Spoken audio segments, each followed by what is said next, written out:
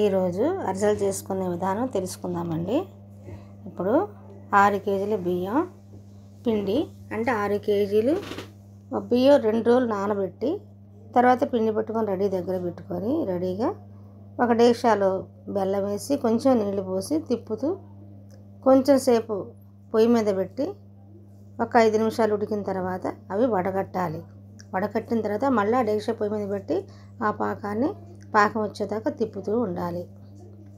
కొంచెం నీళ్ళు వేరే ప్లేట్లో పోసుకొని ఆ పాకం కొంచెం చూస్తూ ఉండాలి, పాకం వస్తుందా లేదా అని, దగ్గరకు వచ్చిందా లేదని చూసుకోవాలి. దగ్గరకు వచ్చిన తర్వాత మనకు వచ్చినట్టు లెక్క. పాకం అంటే పాకం వచ్చిందా లేదంటే చూసుకోవాలంటే దగ్గరికి రావాలి. గట్టి పాకం పట్టకుండా అటు లేత పాకం పట్టకుండా సమానంగా అరిసెల పాకం దగ్గరకు వచ్చినప్పుడు అరిసెల పాకం వచ్చిందని మనకు లెక్క. ఇంకా చూస్తూ ఉంటున్నాం చూడు.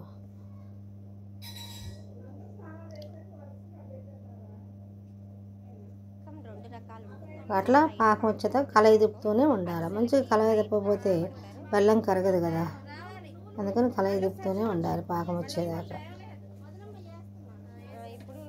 ఇప్పుడు పాకం వచ్చేసింది. నువ్వుల పొడి పోస్తున్నాము. 6 కేజీలకి ఒక 1/4 కిలో నువ్వులు, యాలకుల పొడి కొంచెం, ఒక 1/2 కేజీ నెయ్యి పోసి కలయి తిప్పుతున్నాము.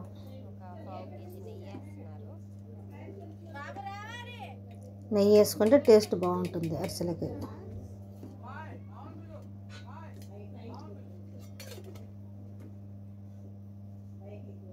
ఇప్పుడు పిండి పోస్తున్నాము.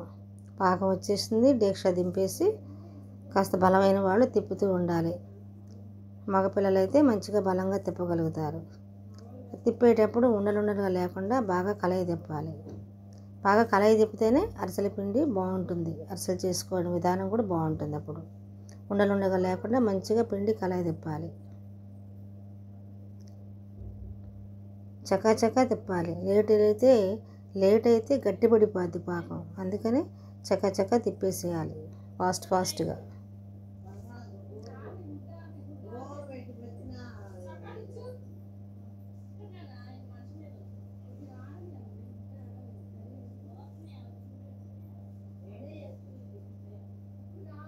ఇప్పుడు 6 కేజీల బియ్యం మేము నానబెట్టి పిండి బట్టి రెడీగా దగ్గర పెట్టుకొని నువ్వుల పొడి, యాలకుల పొడి, నెయ్యి అన్నీ దగ్గర పెట్టుకొని స్టవ్ దగ్గర అన్నీ రెడీ చేసుకొని ఇలా చేసుకోవాలి. అంటే 6 కేజీలకి 4 కేజీల బెల్లం, 1 కిలోకి 3/4 కిలో బెల్లం, ఆ చొప్పున మనం చేసుకోవాలి తయారు చేసుకునే విధానం.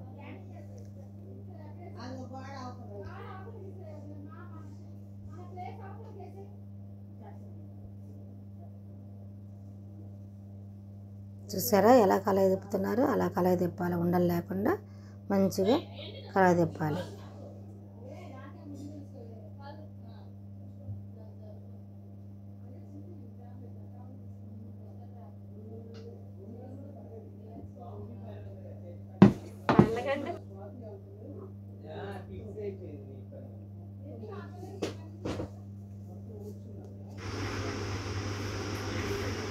ఇప్పుడు పిండి వచ్చింది.